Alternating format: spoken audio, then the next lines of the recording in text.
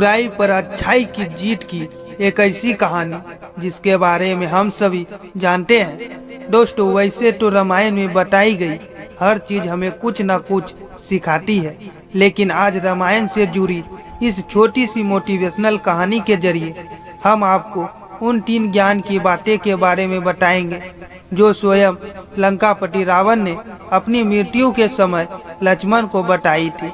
ये 3 बातें आज भी हम सभी के लिए जानना और समझना बहुत जरूरी है। श्री राम के द्वारा मारे गए तीर की वजह से जमीन पर पड़ा रावण जिस समय अपनी अंतिम सांसें ले रहा था, तो उस वक्त श्री राम ने लक्ष्मण से कहा कि रावण एक महाज्ञानी पंडित है, उसके जैसे ज्ञान इस संसार में किसी के पास नहीं है। तुम उसके पास जाओ और जो भी ज्ञान वो दे उसे प्राप्त करो। राम के कहने पर लक्ष्मण रावण के पास गए।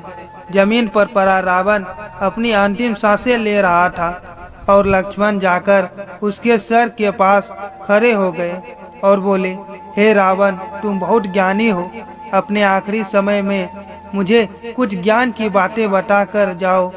रावण ने लक्ष्मण की तरफ देखा और उससे मुंह फेर लिया। लक्ष्मण ने एक बार फिर यही प्रश्न किया, लेकिन रावण ने लक्ष्मण की तरफ देखा भी नहीं। रावण के इस व्यवहार को देखकर लक्ष्मण को गुस्सा आ गया और वो श्री राम के पास गए और जाकर सारी बात उन्हें बताई।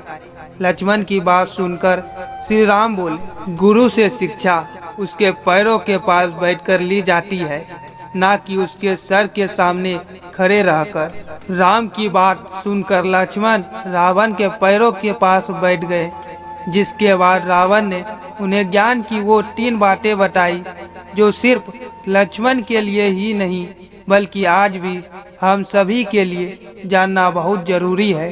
पहली बात जो रावण ने लक्ष्मण को बताई, किसी भी शुभ काम को करने में कभी देरी नहीं करनी चाहिए। कोई भी अच्छा काम जितनी जल्दी हो सके उसे कर देना चाहिए और बुरे समय को हमेशा टालते रहना चाहिए। दूसरी बात जो रावण ने लक्ष्मण को बताई, अपने शत्रु या प्रतिद्वंदी को कभी भी कमजोर नहीं समझना चाहिए।